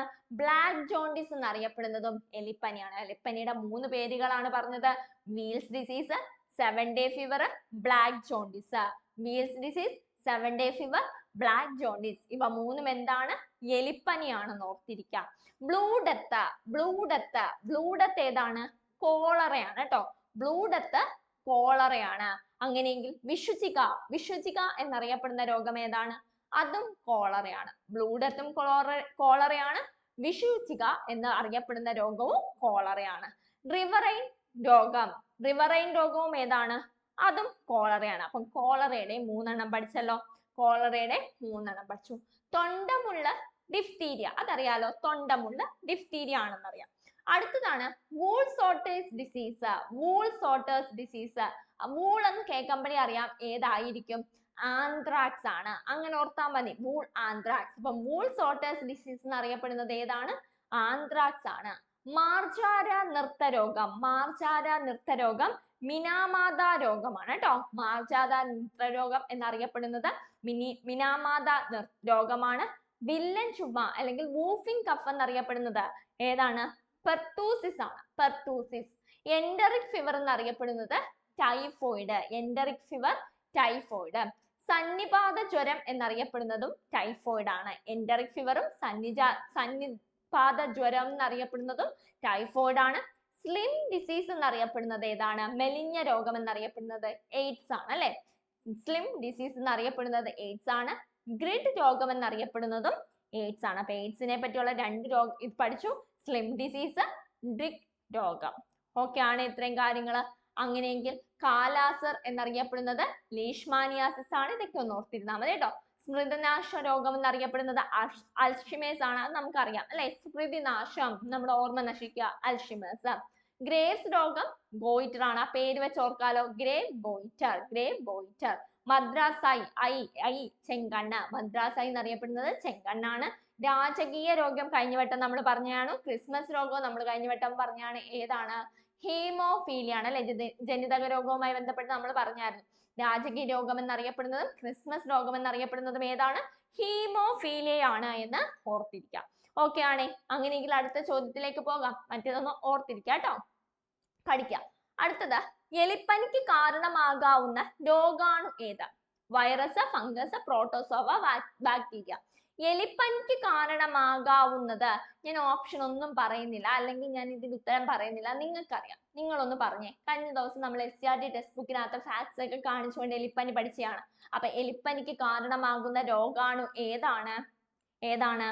ഓപ്ഷൻ ഡി, ബാക്ടീരിയ ആണ് അല്ലെ. എലിപ്പനിക്ക് കാരണമാകാവുന്ന രോഗാണു ബാക്ടീരിയ ആണ്. ബാക്ടീരിയ ഏത് വിഭാഗത്തിലാണ് ഉൾപ്പെടുന്നത്? കിങ്ഡം മൊണീറ എന്ന വിഭാഗത്തിലാണ് ബാക്ടീരിയ ഉൾപ്പെടുന്നത്. ബാക്ടീരിയ 4ആയിട്ടാണ് തിരിച്ചിരിക്കുന്നത്. അത് ഗോളാകൃതി ആണെങ്കിൽ അത് കോക്കസ് എന്നറിയപ്പെടുന്നു. ഇനി ദണ്ടാണെങ്കിൽ അതിനെ ബാസിലസ് എന്നറിയപ്പെടുന്നു. കോമയാണെങ്കിൽ വിബ്രിയോ എന്ന് പറയുന്നു. സർപ്പിളാകൃതിയിലാണ് എങ്കിൽ അതിനെ സ്പൈറില്ലം എന്ന് അറിയപ്പെടുന്നു. ഗോളമാണെങ്കിൽ ഇത് ഗോളം ആകൃതിയിലുള്ള ബാക്ടീരിയ അറിയപ്പെടുന്ന പേരാണ് കോക്കസ്. ദണ്ഡാകൃതിയിലുള്ള ബാക്ടീരിയ അറിയപ്പെടുന്ന പേര് ബാസില്ലസ്. കോമ ആകൃതിയിലുള്ള ബാക്ടീരിയ അറിയപ്പെടുന്ന പേര് വിബ്രിയോ. സർപ്പിളാകൃതിയിലുള്ള ബാക്ടീരിയ അറിയപ്പെടുന്ന പേരാണ് സ്പൈറില്ലം. അങ്ങനെയെങ്കിൽ ബാക്ടീരിയ വരുത്തുന്ന രോഗങ്ങൾ ഏതാണ്? ഞാൻ അതിന് ഒരു കോഡ് ഇവിടെ എഴുതിയിട്ടുണ്ട്. കോഡി പ്ലെയിനെ വിറ്റു, കോഡി പ്ലെയിനെ വിറ്റു, അങ്ങനെ ഒന്ന് ഓർത്താൽ മതി. അതിനകത്ത് തന്നെ ഉണ്ട് എല്ലാം. കെ വെച്ച് നമുക്ക് എന്ത് പറയാം? കോളറ പറയാം അല്ലെ. കോളറ, കോടി, കോടി അല്ലെങ്കിൽ കോളറ. അടുത്തത് ഡി ആണ് അല്ലെ. ഡി എന്ത് പറയാം? Diphtheria. K cholera, D diphtheria. I എന്താണ്? ഡിഫ്തീരിയയുടെ തന്നെയാണ് ഐ അല്ലെ, ഡിഫ്തീരിയ. അടുത്ത പി ആണ്. പി എന്താണ് വരുന്നത്? പ്ലേഗ് ആണ്. Plague, P plague. L എന്ന് പറയുന്നത് എന്താണ്? ലെപ്രസി ആണ്. L എന്ന് പറയുന്നത് ലെപ്രസി. A എന്ന് പറയുന്നത് എന്താണ്? ആന്ത്രാക്സ് ആണ്. ഇവിടെ എഴുതിയിട്ടുണ്ട് കേട്ടോ. K എന്ന് പറയുന്നത് കോളറ. അതേപോലെ തന്നെ O നമ്മൾ ഓർത്തിരിക്കുക അല്ലെ, കോളറയുടെ O കോ എന്ന് ഓർത്തിരുന്നാൽ മതി. DI അല്ലെങ്കിൽ ഡിഫ്തീരിയ. P എന്ന് പറയുന്നത് പ്ലേഗ്. L എന്ന് പറയുന്നത് ലെപ്രസി അല്ലെങ്കിൽ കുഷ്ഠം. അടുത്ത A എന്ന് പറയുന്നത് എന്താണ്? Anthrax. NE പ്ലെയിനെ, NE pneumonia. Pneumonia P ആണ് ഇംഗ്ലീഷിൽ തുടങ്ങുന്നതെങ്കിലും ഓർക്കാൻ വേണ്ടിയാണ് NE വെച്ച് പറഞ്ഞത്. NE pneumonia. അടുത്തത് VI. VI എന്താ? വില്ലൻ ചുമ. അടുത്തത് T ആണ്. T എന്താണ്? ടെറ്റനസും വരും, ട്യൂബർകുലോസിസും വരും അല്ലെ. ടെറ്റനസ്, ട്യൂബർകുലോസിസ് പഠിച്ചല്ലോ. അപ്പം ബാക്ടീരിയ പരത്തുന്ന രോഗങ്ങൾ എങ്ങനെ പറഞ്ഞാൽ മതി? കോഡി പ്ലെയിനെ വിറ്റു, കോഡി പ്ലെയിനെ വിറ്റു, കോഡി പ്ലെയിനെ വിറ്റു. Cholera, diphtheria. അടുത്തത് പ്ലേഗ്. A എന്താണ്? Anthrax. L leprosy. NE pneumonia. V എന്താണ്? വില്ലൻ ചുമ, ടെറ്റനസ്, ട്യൂബർകുലോസിസ് പഠിച്ചല്ലോ. അപ്പൊ ബാക്ടീരിയ പരത്തുന്ന രോഗങ്ങൾ ഇനി മറക്കത്തില്ലല്ലോ. അങ്ങനെയെങ്കിൽ ഞാൻ ചോദിച്ചോട്ടെ, ന്യൂമോണിയ പരത്തുന്നത് ഏത് രോഗാണുവാണ്? ബാക്ടീരിയ ആണ് അല്ലെ. പ്ലേഗ് പരത്തുന്നത് ഏത് രോഗാണുവാണ്? ബാക്ടീരിയ ആണ്. കോളറ പരത്തുന്നത് ഏത് രോഗാണുവാണ്? ബാക്ടീരിയ ആണ്. അങ്ങനെയെങ്കിൽ എലിപ്പനിയെ പറ്റി SCRT ടെക്സ്റ്റ് ബുക്കിനകത്ത് കൊടുത്തിരിക്കുന്നതാണ് ചോദിച്ചേക്കുന്നത്. നമുക്ക് എല്ലാം പറഞ്ഞു തീർക്കാൻ പറ്റുന്ന ഒരു ക്ലാസ് അല്ല, ഇത് റിവിഷൻ ക്ലാസ് ആണ്. ഇതിന്റെ ഓൾ ക്ലാസ്സസ് നിങ്ങൾക്ക് അല്ലാതെ തരുന്നതായിരിക്കും. അപ്പം ഈ ക്ലാസ്സിൽ നമ്മൾ SCRT ടെക്സ്റ്റ് ബുക്ക് ഇതിനകത്ത് ആഡ് ചെയ്തിട്ടുണ്ട്. നിങ്ങൾ PDF നോട്ട്സിനകത്ത് വായിച്ചു നോക്കുക കേട്ടോ. അപ്പൊ എലിപ്പനി, ഡിഫ്തീരിയ ഇതൊക്കെ കഴിഞ്ഞ ക്ലാസ്സിൽ നമ്മൾ ചർച്ച ചെയ്തതാണ്. എലിപ്പനി പറഞ്ഞായിരുന്നു, ഡിഫ്തീരിയ പറഞ്ഞായിരുന്നു, ബാക്ടീരിയ രോഗമാണ്. ക്ഷയം പറഞ്ഞായിരുന്നു. ക്ഷയം പറഞ്ഞപ്പം പറഞ്ഞായിട്ടായിരുന്നോ? മൈക്രോബാക്ടീരിയം ട്യൂബർകുലോസിസ് ക്ഷയത്തെ പരത്തുന്ന രോഗാണുവാണ്, അല്ലെങ്കിൽ ക്ഷയത്തിന്റെ രോഗകാരിയാണ് മൈക്രോബാക്ടീരിയം ട്യൂബർകുലോസിസ്. അങ്ങനെയെങ്കിൽ അടുത്ത ചോദ്യം ഇതാണ്, പക്ഷിപ്പനിക്ക് കാരണമായ സൂക്ഷ്മജീവി ഏത്? പക്ഷിപ്പനിക്ക് കാരണമായ സൂക്ഷ്മജീവി ഏത്? അതിനും ഓപ്ഷൻ ഒന്നും വേണ്ട. ഏതാണ്? ഓപ്ഷൻ ബി വൈറസ് ആണ്. പക്ഷിപ്പനിക്ക് കാരണമായ സൂക്ഷ്മജീവി ഏതാണെന്ന് ചോദിച്ചാൽ അത് വൈറസ് ആണ്. വൈറസിനെ പറ്റി കഴിഞ്ഞ ക്ലാസ്സിൽ നമ്മൾ പറഞ്ഞാണ്, ഇമ്പോർട്ടന്റ് ആണ്, ഓർത്തിരുന്നോണം. SCRT ടെക്സ്റ്റ് ബുക്കിന് ആഡ് ചെയ്തേക്കുന്നതാണ്, വായിച്ചോളുക. ഇനി എന്താണ് വൈറസ് രോഗം? ഏതൊക്കെയാണ് വൈറസ് രോഗം? എളുപ്പത്തിൽ ഓർത്തിരിക്കാം. എങ്ങനെ ഓർത്താ മതി? DYSPയുടെ അമ്മച്ചിക്ക് ഫോബിയ. DYSPയുടെ അമ്മച്ചിക്ക് എന്താണ്? ഫോബിയയാണ്. അപ്പം D എന്താണ്? D എന്ന് പറയുന്നത് ഡെങ്കു ഫീവർ ആണ്. D എന്ന് പറയുന്നത് ഓർക്കാലോ, dengue fever. Y yellow fever. S സാസ. P polio. അപ്പൊ DYSP ആയല്ലോ. അടുത്ത അമ്മച്ചിയാണ് അല്ലെ. A എന്താണ്? എയ്ഡ്സ് ആണ്. M മീസില്ലസ്. വേറൊരു M കൂടെ ഉണ്ട്, അതെന്താ? മംസ് ആണ്. ഇനി E ഉണ്ടല്ലോ, E എന്താണ്? എബോളയാണ്. അടുത്തത് P എന്താണ്? Chicken pox. C എന്താണ്? Chicken pox. H hepatitis. I influenza. അടുത്ത ഫോബിയ, അതാണ് ഹൈഡ്രോഫോബിയ. ക്ലിയർ ആയോ? അപ്പൊ ഏതൊക്കെയാണ് വൈറസ് രോഗങ്ങൾ? DYSPയുടെ അമ്മച്ചിക്ക് ഫോബിയ. DYSPയുടെ അമ്മച്ചിക്ക് ഫോബിയ. ഓർക്കാലോ ഏതൊക്കെയാ? ഡെങ്കു ഫീവർ, യെല്ലോ ഫീവർ, സാസ്, polio, AIDS, measles, mumps, Ebola, chickenpox, hepatitis, influenza, hydrophobia. അങ്ങനെയെങ്കിൽ ഞാൻ ചോദിച്ചോട്ടെ, പ്ലേഗ് പരത്തുന്നത് ഏത് രോഗാണുവാണ്? ബാക്ടീരിയ ആണ് അല്ലെ. നിങ്ങൾക്ക് ഉത്തരം അറിയാം. അങ്ങനെയെങ്കിൽ ചിക്കൻ പോക്സ് പരത്തുന്നത് ഏത് രോഗാണുവാണ്? വൈറസ് ആണ്. അടുത്ത ചോദ്യം, എബോള പരത്തുന്നത് ഏത് ജീവിയാണ്? അത് വൈറസ് ആണ്. അങ്ങനെയെങ്കിൽ നമ്മൾ അവിടെ പഠിച്ചായിരുന്നു പോളിയോ പരത്തുന്നത് ഏതാണ്? പോളിയോ പരത്തുന്നത് ഏതാ? ബാക്ടീരിയ ആണോ? അല്ല, ഏതാ? വൈറസ് രോഗമാണ് അല്ലെ. പോളിയോ ഒരു വൈറസ് രോഗമാണ് എന്ന് ഓർത്തിരിക്കുക. ക്ലിയർ ആയോ? ഡിഫ്തീരിയ അന്നേരം ഏത് രോഗമാണ്? ഡിഫ്തീരിയ ഏതാ? കോഡി. നമ്മൾ പറഞ്ഞു കോഡി പ്ലെയിനെ വിറ്റു. DI ഏതാണ്? കോഡി. ഡിഫ്തീരിയ ഏത് പരത്തുന്നതാണ്? വൈറസ് ബാക്ടീരിയ പരത്തുന്ന രോഗമാണ്. കോളറ ഏതാണ്? അതും ബാക്ടീരിയ പരത്തുന്ന രോഗമാണ്. പ്ലേഗ് നമ്മൾ പറഞ്ഞു ഏതാണ്? ബാക്ടീരിയ പരത്തുന്ന രോഗമാണ്. വില്ലൻ ചുമ ബാക്ടീരിയ ആണ്. എന്നാൽ ഇൻഫ്ലുവൻസ ഏതാണ്? അത് വൈറസ് ആണ്. അപ്പൊ വൈറസ് രോഗങ്ങളും ബാക്ടീരിയ രോഗങ്ങളും, വായുവിലൂടെ പകരുന്ന രോഗങ്ങൾ, ജലത്തിലൂടെ പകരുന്ന രോഗങ്ങൾ, ജനിതക രോഗങ്ങൾ എന്നിവയെല്ലാം ഓർത്തിരിക്കുക. ഇത് ഇത്രയും നമ്മൾ കംപ്ലീറ്റ് ചെയ്ത കാര്യങ്ങളാണ്. നിങ്ങൾ പഠിച്ചോളുക. ഓക്കെ. അടുത്തതാണ് ഫംഗസ് അല്ലെ. ഫംഗസ് മുഖേന മനുഷ്യരിൽ ഉണ്ടാകുന്ന രോഗം താഴെ പറയുന്നവയിൽ ഏത്? Option A syphilis, option B ringworm, option C psoriasis, option D gonorrhoea. ഇതിൽ ഏതാണ് ഫംഗസ് മുഖേന മനുഷ്യരിൽ ഉണ്ടാകുന്ന രോഗം? ഏതാണ്? ഒരു സംശയം വേണ്ട, ഏതാ? ഓപ്ഷൻ ബി റിംഗ് വേം ആണ്. റിംഗ് വേം മറ്റേത് നമ്മൾ പരാതങ്ങളിൽ പറഞ്ഞായിരുന്നു. ഇവിടെ ചോദിച്ചിരിക്കുന്ന ഫംഗസ് മുഖേന മനുഷ്യരിൽ ഉണ്ടാകുന്ന രോഗം ഏതാണ് ഫംഗസ് മുഖേന മനുഷ്യരിൽ ഉണ്ടാകുന്ന രോഗം? ഓപ്ഷൻ ബി റിംഗ് വേം ആണ്. അറ്റ്ലസ് ഫൂട്ട് എപ്പിഡെർമൻ ഫൈറ്റോൺ, ഫ്ലോക്കോം അല്ലെങ്കിൽ ട്രൈക്കോഫൈറ്റോൺ ആണ്. ഇത് നമ്മൾക്ക് ടെസ്റ്റിനകത്ത് കൊടുത്തിട്ടുണ്ട്. അതേപോലെ തന്നെ റിംഗ് വോം എന്താണ്? മൈക്രോസ്പോറമാണ്. മൈക്രോസ്പോറമാണ്. വട്ടത്തിലുള്ള ചുവന്ന തിണർപ്പുകളായിട്ട് ഫംഗസുകൾ ത്വക്കിൽ ഉണ്ടാക്കുന്ന രോഗമാണ് റിംഗ് വോം അല്ലെങ്കിൽ വട്ടച്ചൊറി എന്ന് പറയുന്നത്. വട്ടച്ചൊറി പകരുന്നത് സ്പർശനത്തിലൂടെയും സമ്പർക്കത്തിലൂടെയുമാണെന്ന് ഓർത്തിരിക്കുക. കണ്ടല്ലോ, SCERT ടെക്സ്റ്റ് ബുക്കിനകത്ത് ഫംഗസുകളുടെ ലോകം നമ്മളോട് പറഞ്ഞിരിക്കുന്നതാണ്. ചില ഫംഗസുകൾ ഏതൊക്കെയാണെന്നാണ് പറഞ്ഞിരിക്കുന്നത്? കാൻഡിഡ, ക്രിപ്റ്റോകോക്കസ്, ഹിസ്റ്റോപ്ലാസ്മ തുടങ്ങിയവയാണ്. ഇതെല്ലാം നമ്മൾ മുമ്പത്തെ PDF-നകത്ത് കൊടുത്തിട്ടുണ്ട്. അതേപോലെ തന്നെ ഫംഗസ് രോഗങ്ങൾ ഏതൊക്കെയാണ്? വട്ടച്ചൊറി, അത്ലസ് ഫൂട്ട് അല്ലെ, ഇവിടെ പറഞ്ഞിട്ടുണ്ട്. ചിലയിനം ഫംഗസുകൾ ത്വക്കിൽ ഉണ്ടാക്കുന്ന രോഗമാണ് വട്ടച്ചൊറി അല്ലെങ്കിൽ റിംഗ് വോം. വട്ടത്തിലുള്ള ചുവന്ന തിറപ്പുകളായിട്ടാണ് രോഗം പ്രത്യക്ഷമാകുന്നത്. സ്പർശനത്തിലൂടെയും സമ്പർക്കത്തിലൂടെയുമാണ് ഈ രോഗം പകരുന്നത്. അങ്ങനെയെങ്കിൽ എന്താണ് അത്ലസ് ഫൂട്ട് എന്ന് പറയുന്നത്? കാൽ വിരലുകൾക്കിടയിലും പാദങ്ങളിലും ഫംഗസുകൾ ഉണ്ടാക്കുന്ന രോഗമാണ് അത്ലസ് ഫൂട്ട്. ചൊറിച്ചിലുണ്ടാക്കുന്ന ചുവന്ന ശൽക്കങ്ങൾ പ്രത്യക്ഷപ്പെടുന്നതാണ് മുഖ്യ രോഗലക്ഷണം. എന്തുകൊണ്ടാണ് ഇത് ഉണ്ടാകുന്നത്? മലിനജലവും മണ്ണുമായുള്ള സമ്പർക്കം വഴി കാലിനുണ്ടകൾക്കിടയിൽ ഉണ്ടാകുന്ന രോഗാണുക്കൾ പ്രവേശിക്കുന്നതാണ് ഈ അത്ലസ് ഫൂട്ടിന് കാരണമെന്ന് പറയുന്നത്. ഇത് ഫംഗസ് രോഗമാണെന്ന് ഓർത്തിരിക്കാം. അപ്പൊ അത്ലസ് ഫൂട്ടും വട്ടച്ചൊറിയും എന്തിന് ഉദാഹരണമാണ്? ഫംഗസ് രോഗങ്ങൾക്ക് ഉദാഹരണമാണ്. അതേപോലെ തന്നെയാണ് താരൻ അല്ലെങ്കിൽ ഡാൻഡ്രഫ്. ഇത്രയും കാര്യങ്ങളൊന്ന് ഓർത്തിരുന്നോണേ. അടുത്ത ചോദ്യം ഇതാണ്, മലമ്പനിക്ക് കാരണമാകുന്ന രോഗാണു. അതും ഓപ്ഷൻ ഒന്നും വായിക്കുന്നില്ല.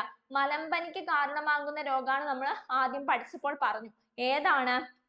ഓപ്ഷൻ ഡി പ്രോട്ടോസോവയാണ് അല്ലെ. മലമ്പനിക്ക് കാരണമാകുന്ന രോഗാണു ഏതാണ്?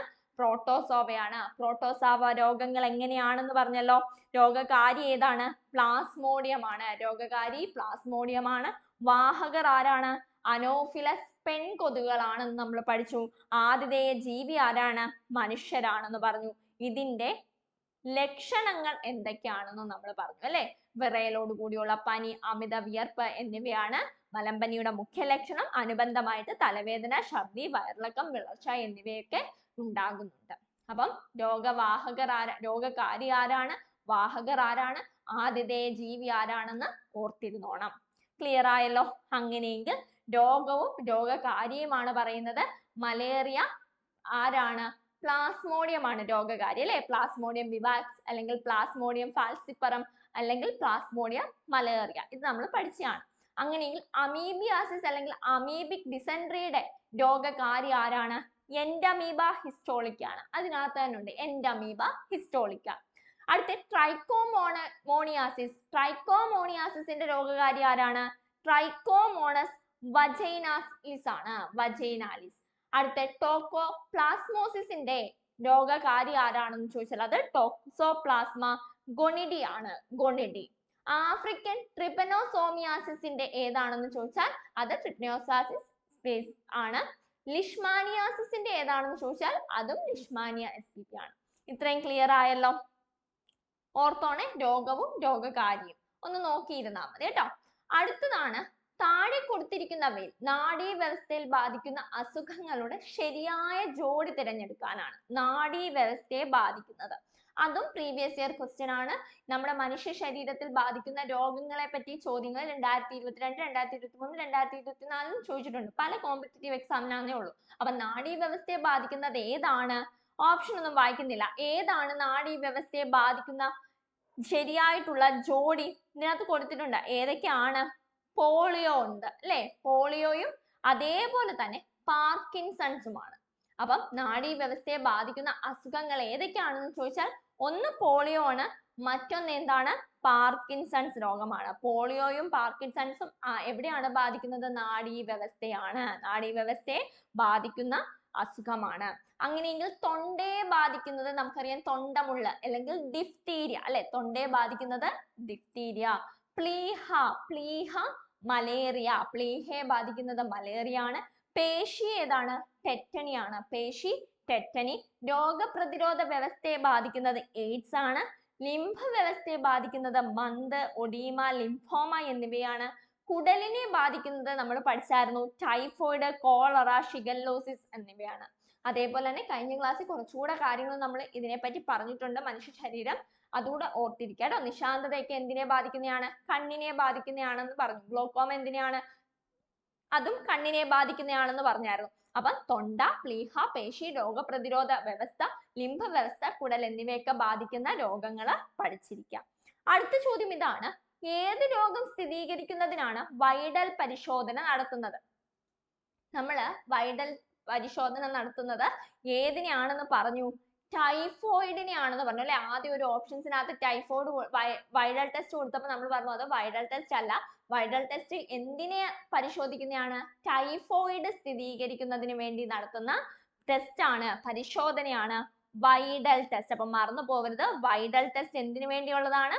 വൈഡൽ ടെസ്റ്റ് ടൈഫോയിഡ് വേണ്ടി ഉള്ളതാണ്. ടൈഫോയിഡ് പരിശോധിക്കാൻ വേണ്ടി അല്ലെങ്കിൽ ടൈഫോയിഡിന്റെ രോഗനിർണയത്തിന് വേണ്ടിയുള്ള ടെസ്റ്റ് ആണ് വൈഡൽ ടെസ്റ്റ് എന്ന് പറയുന്നത്. അങ്ങനെയെങ്കിൽ എലിസ ടെസ്റ്റ്, നേവ test, western blot test, salt test എന്നിവയെല്ലാം എന്തിനെയാണ്?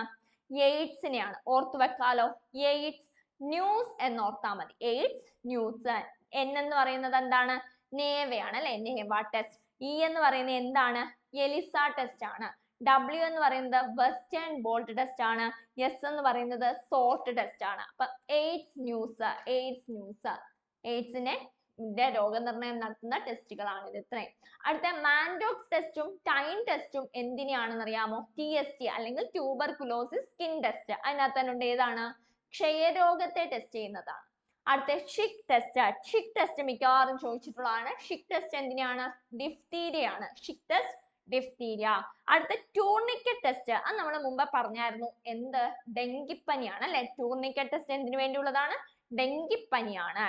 അങ്ങനെയെങ്കിൽ VDRL ടെസ്റ്റ്, വാസർമാൻ ടെസ്റ്റ് എന്നിവയെല്ലാം സിഫിലിസ് രോഗത്തെ നിർണ്ണയിക്കാനാണ്. ഹിസ്റ്റാമിൻ ടെസ്റ്റ്, ലെപ്രമിൻ ടെസ്റ്റ് കുഷ്ഠത്തെ നിർണ്ണയിക്കാനാണ്. ഇഷിഹാര ടെസ്റ്റ് വർണ്ണാന്തതയാണ്. റോസ് ബംഗാൾ ടെസ്റ്റ് മാലക്കണ്ണാണ്. ബിലിറൂബിൻ ടെസ്റ്റ് മഞ്ഞപ്പിത്തം നിർണ്ണയിക്കാനാണ്. ബിലിറൂബിനും ചോദിച്ചിട്ടുള്ളതാണ് കേട്ടോ, പ്രീവിയസ് ഇയറിൽ ചോദിച്ചിട്ടുള്ളതാണ് ബിലിറൂബിൻ ടെസ്റ്റ്. അപ്പൊ ബിലിറൂബിൻ ടെസ്റ്റ് മഞ്ഞപ്പിത്തം, ഹിസ്റ്റാമിൻ ടെസ്റ്റ് ലെപ്രമിൻ ടെസ്റ്റ് കുഷ്ഠം, VDRL test Wassermann test syphilis, ELISA test നേവ ടെസ്റ്റ്, വെസ്റ്റേൺ ബോൾട്ട് ടെസ്റ്റ്, സെറസ് ടെസ്റ്റ് അല്ലെങ്കിൽ സോൾട്ട് ടെസ്റ്റ് എന്നിവയെല്ലാം എയ്ഡ്സിനെ ടെസ്റ്റ് ചെയ്യാൻ വേണ്ടിയാണ്. വൈഡൽ ടെസ്റ്റ് ടൈഫോയിഡിനെ നിർണ്ണയിക്കാൻ വേണ്ടിയാണ്. ക്ലിയർ ആയല്ലോ? അങ്ങനെയെങ്കിൽ അടുത്ത DNA ടെസ്റ്റ് എല്ലാവർക്കും അറിയാം. DNA എന്താണ്? പൃഥുത്വ പരിശോധനയ്ക്ക് വേണ്ടിയാണ്. വീൽ ഫെലിക്സ് ടെസ്റ്റ് അപ്പൊ എന്തിനാണ്? സ്ക്രൈബ് ടൈഫസിന് വേണ്ടിയുള്ളതാണ്. പാപ്സ്മിയർ ടെസ്റ്റ് ഇതും ചോദിച്ചിട്ടുണ്ട് കേട്ടോ. പാപ്സ്മിയർ ടെസ്റ്റ് ഗർഭാശയകള ക്യാൻസർ, ബയോപ്സി ക്യാൻസറിന്റെ രോഗനിർണയമാണ്. മാമോഗ്രഫി അപ്പൊ എന്താണ്? മാമോഗ്രഫി സ്തനാർബുദം. മാമോഗ്രഫി എന്താണ്? സ്തനാർബുദം. അപ്പൊ ഇത് ഇത്രയും ക്ലിയർ ആയോ? DNA ടെസ്റ്റ്, പിതൃത്വ പരിശോധന, Weil Felix test, scrub typhus, pap smear test ഗർഭാശയ ക്യാൻസർ, ബയോപ്സി ക്യാൻസർ ആണ്, മാമോഗ്രഫി സ്തനാർബുദമാണ്. ക്ലിയർ ആയല്ലോ ഇത്രയും കാര്യങ്ങൾ? അങ്ങനെയെങ്കിൽ അടുത്ത ചോദ്യത്തിലേക്ക് പോകാം. അടുത്ത ചോദ്യം ഇതാണ്, വാക്സിൻ സംബന്ധിച്ച ശരിയായ പ്രസ്താവന തിരഞ്ഞെടുക്കുക. ഏത് താപനിലയിലും സൂക്ഷിക്കാൻ കഴിയും? പോളിയോ തുള്ളിമരുന്ന് ഒരു തരം വാക്സിൻ ആണ്. എല്ലാ വാക്സിനും കുത്തിവെപ്പ് രൂപത്തിൽ മാത്രമാണ് ലഭ്യമാകുന്നത്. ഇത് നമുക്ക് ഈസി ആയിട്ട് കണ്ടെത്താം. ഏത് താപനിലയിലും സൂക്ഷിക്കാൻ കഴിയുന്നതല്ല വാക്സിനുകൾ അല്ലെ. എല്ലാ വാക്സിനും കുത്തിവെപ്പ് രൂപത്തിൽ മാത്രമാണോ ലഭിക്കുന്നത്? അല്ല.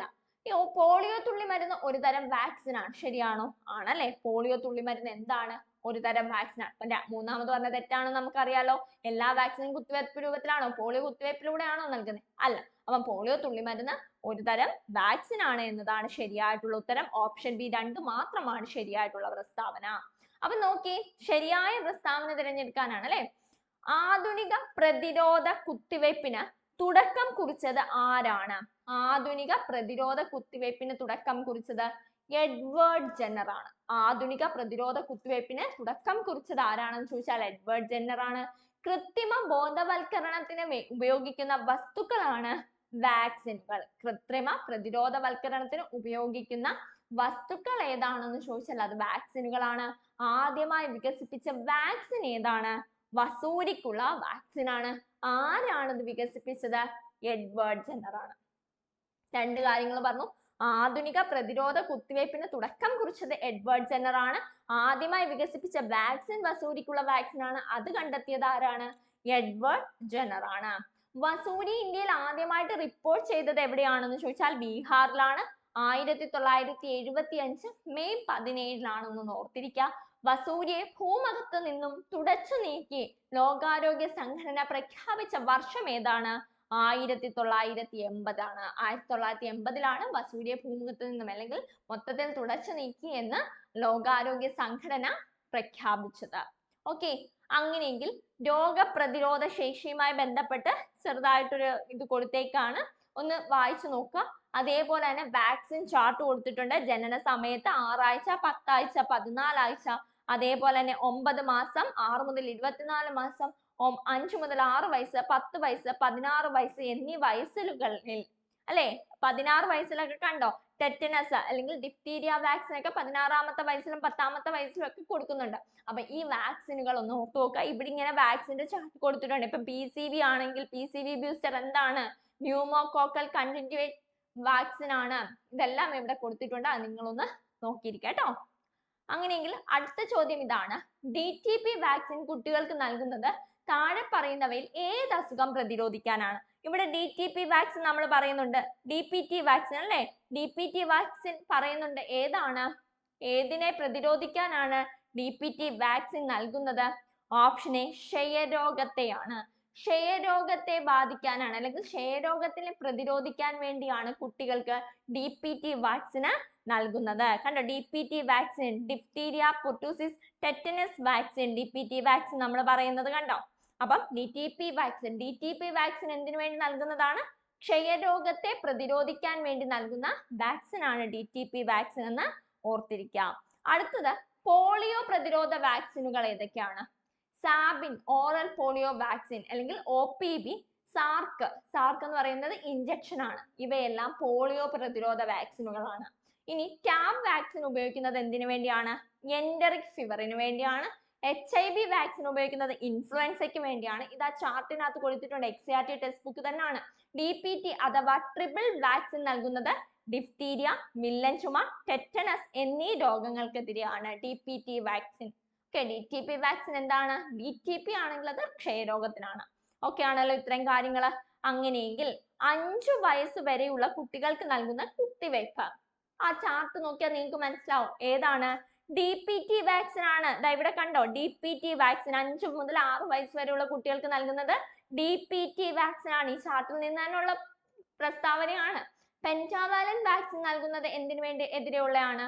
ഡിഫ്തീരിയ, വില്ലൻ ചുമ, tetanus, hepatitis B, Haemophilus influence B എന്നീ രോഗങ്ങൾക്കെതിരെയാണ്. MMR വാക്സിൻ നൽകുന്നത് മീസിലസ്, റുബല്ല എന്നീ വാക്സിനുകൾക്കെതിരെയാണ്. TT വാക്സിൻ നൽകുന്നത് എന്തിനാണ്? ടെറ്റനസ്, ടോക്സൈഡി എന്നീ രോഗങ്ങൾക്കെതിരെയാണ്. ക്ലിയർ ആയോ ഇത്രയും കാര്യങ്ങൾ?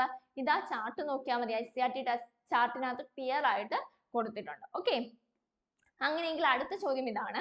ആന്റിബയോട്ടിക് ആയി പെനിസിലിൻ കണ്ടുപിടിച്ച ശാസ്ത്രജ്ഞൻ ആര്? ഇപ്പോഴും ചോദിക്കുന്നതാണ് കേട്ടോ. 2022, 23, 24 വർഷങ്ങളിൽ ചോദിച്ചിട്ടുള്ള ഒരു മെയിൻ ചോദ്യമാണ്.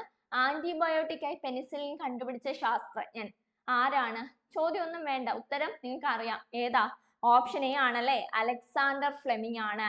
അലക്സാണ്ടർ ഫ്ലെമിംഗ് 1928 ഇത് കണ്ടുപിടിച്ചത്. ആന്റിബയോട്ടിക്കിനായ പെനിസിലിൻ കണ്ടുപിടിച്ചത് 1928 ബാക്ടീരിയ, ഫംഗസ് തുടങ്ങിയ സൂക്ഷ്മ ജീവികളിൽ നിന്നും വേർതിരിച്ചെടുക്കുകയും ബാക്ടീരിയ നശിപ്പിക്കാൻ ഉപയോഗിക്കുന്നതുമായ ഔഷധങ്ങളാണ് ആന്റിബയോട്ടിക്കുകൾ എന്ന് പറയുന്നത്. ഇത് ശരീര ഉപരിതലത്തിലും അതേപോലെ തന്നെ ശരീരത്തിനകത്തും പ്രയോഗിക്കാവുന്ന ഔഷധങ്ങളാണ്. അപ്പൊ ആന്റിബയോട്ടിക് ആയ പെനിസിലിൻ കണ്ടുപിടിച്ചത് ആരാണ്? Alexander Fleming. ഏത് വർഷമാണ്? 1928. ഇനി ബാക്ടീരിയകളെ നശിപ്പിക്കാൻ കഴിവുണ്ടെന്ന് അലക്സാണ്ടർ ഫ്ലെമിംഗ് കണ്ടെത്തിയ വൈറൽ ഫംഗസ് ഏതാണെന്ന് ചോദിച്ചാൽ അത് പെനിസിലിയ നൊട്ടേറ്റം ആണ്. ഇതും ചോദിച്ചിട്ടുള്ളതാണ്. ബാക്ടീരിയകളെ നശിപ്പിക്കാൻ കഴിവുണ്ടെന്ന് അലക്സാണ്ടർ ഫ്ലെമിംഗ് കണ്ടെത്തിയ ഫംഗസ് ഏതാണ്? പെനിസിലിയ നൊട്ടേറ്റം ആണ്. അങ്ങനെയെങ്കിൽ ആ ഓപ്ഷൻസിനകത്ത് കൊടുത്ത ഒരു വ്യക്തിയാണ് ഗ്രിഗർ ജൊഹാൻ മെൻഡൽ. ആരാണ് ഗ്രിഗർ ജൊഹാൻ മെൻഡൽ എന്ന് പറയുന്നത്? അറിയാലോ, ജനിതക ശാസ്ത്രത്തിന്റെ പിതാവ് എന്നറിയപ്പെടുന്നത്. ജനിതക ശാസ്ത്രത്തിന്റെ പിതാവ് എന്നറിയപ്പെടുന്നത് ആരാണ്? മെൻഡൽ ആണ് അല്ലെ, അല്ലെങ്കിൽ ഗ്രിഗർ ജൊഹാൻ മെൻഡൽ ആണ്. ജനിതക ശാസ്ത്രത്തിന് അടിത്തറ പാകിയ ശാസ്ത്രജ്ഞനാണ് മെൻഡൽ. മെൻഡൽ പഠനവിധേയമാക്കിയ സസ്യം ഏതാണെന്ന് ചോദിച്ചാൽ അത് ഗ്രീൻ പീസ് അല്ലെങ്കിൽ തോട്ടപ്പയർ ആണ്. തോട്ടപ്പയറിന്റെ ശാസ്ത്രീയ നാമം എന്താണ്? പൈസം സറ്റൈവം ആണ്.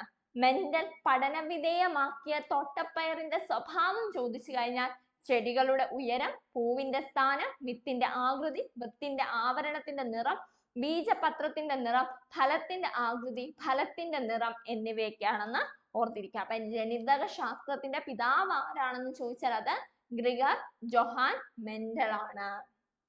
പെനിസിലിൻ കണ്ടുപിടിച്ചത് ആരാണ്? അലക്സാണ്ടർ ഫ്ലെമിംഗ് ആണ്. ഓക്കെ ആണ് ഈ രണ്ടുപേരും മറക്കല്ലേ. അങ്ങനെയെങ്കിൽ നമുക്ക് കുറച്ച് കണ്ടുപിടുത്തങ്ങൾ നോക്കാം. Penicillin Alexander Fleming.